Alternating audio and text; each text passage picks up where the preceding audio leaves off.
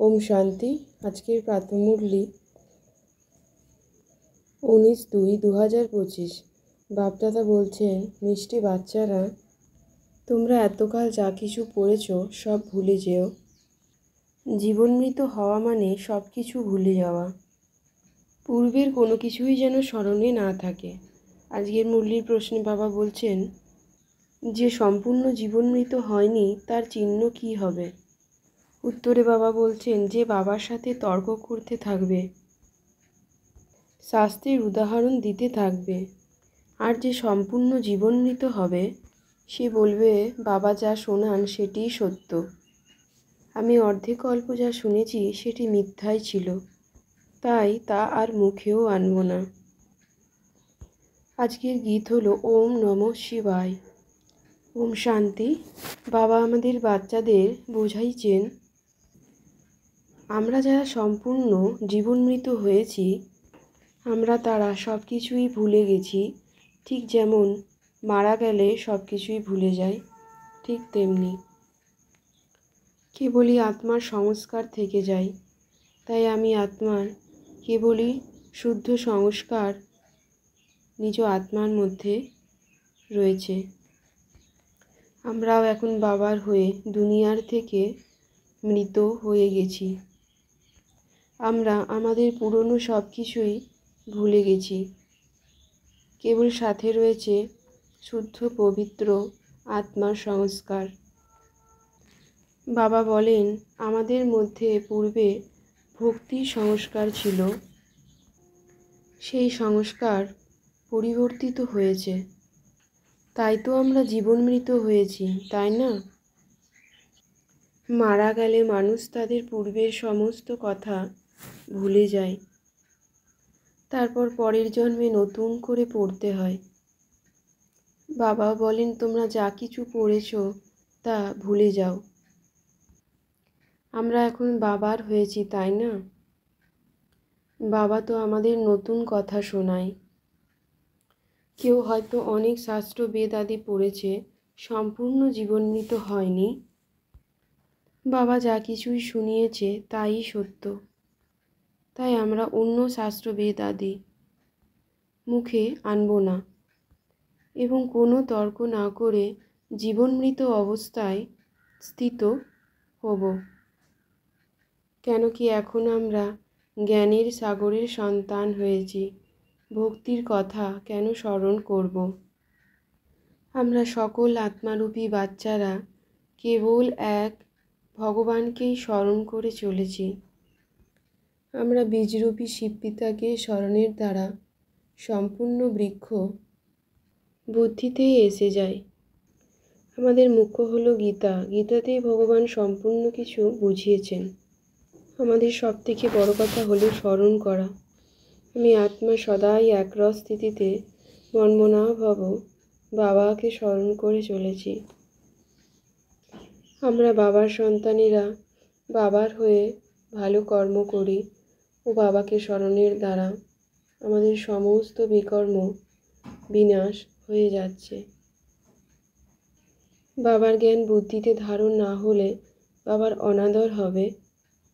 বাবার জ্ঞান বুদ্ধিতে ধারণ না হলে বাবার অনাদর হবে। তাই আমরা বাবার জ্ঞান নিত্য গ্রহণ করে বুদ্ধিতেই ধারণ করি। তার জন্য আমরা রোজই যোগাভ্যাস করি। পড়াশোনা হলো আমাদের সোর্স অফ ইনকাম। জাগতিক পড়া পড়তে পড়তে কেউ মারা গেলে তা সঙ্গে নিয়ে যায় না, কিন্তু বাবার এই জ্ঞানেও যতই পড়বে তা আত্মা তা নিজের সাথে করেই নিয়ে যাবে। কেন কি আত্মা পরের জন্মে তার প্রালব্ধ ভোগ করবে। বাকি সব কিছুই হলো ভক্তি মার্গ। আমাদের আত্মাদের পিতা এসে আমাদের আত্মাদের জ্ঞান দান করছেন এবং আমরা সেই পিতার কাছ থেকে জ্ঞানরত্ন গ্রহণ করে চলেছি। বাবার এই জ্ঞানের দ্বারাই আমরা বিশ্বের মালিক হয়ে যাচ্ছি। বাবাকে স্মরণ না করলে তো আমরা অনাথ হয়ে যাব, তাই না? তাই আমরা বাবাকে নিত্য ও ও নিয়মিত স্মরণ করে চলেছি। মায়া অনেকবারই আমাদের সব কিছু ভুলিয়ে অনাথ বানিয়ে দেয়। আমরা অনাথ হয়ে গেলে পাপকর্ম করে ফেলব। তাই আমরা কেবলই বাবার হয়ে বাবাকে স্মরণের দ্বারা একে অপরকে ভালোবেসে চলি। কোনো উল্টোপাল্টা কথা কারোর সহিতই বলি না।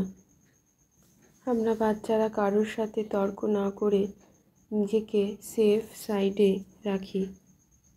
বাবা হলেন করণ করাবন হার। তিনি এই দুনিয়াকে ক্রিয়েট করেন না, চেঞ্জ করেন, অর্থাৎ কলিযুগকে সত্যযুগ বানান।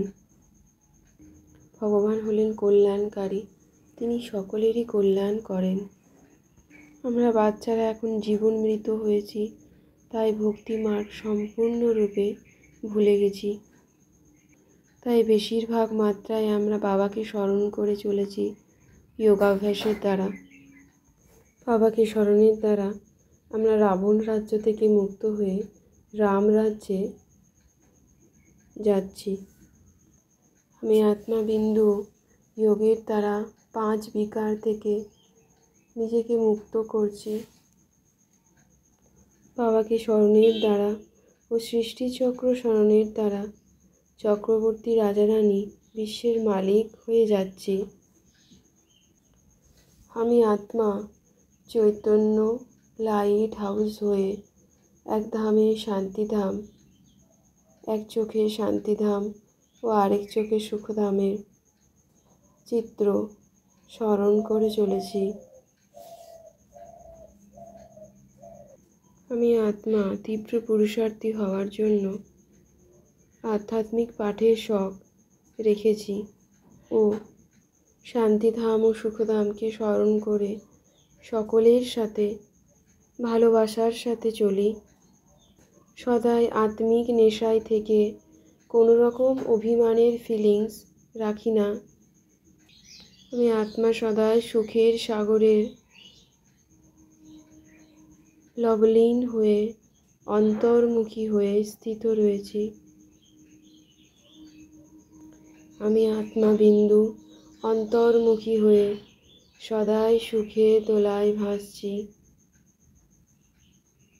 আমি আত্মা সদাই অন্তর্মুখী হয়ে বাবার দিব্য সকাশ গ্রহণ করে সকল আত্মাকে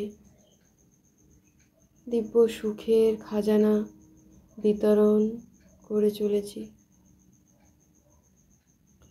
আমি আত্মা অন্তর্মুখী হয়ে সকল কার্যের বিঘ্ন থেকে নিজেকে রক্ষা করতে পারি।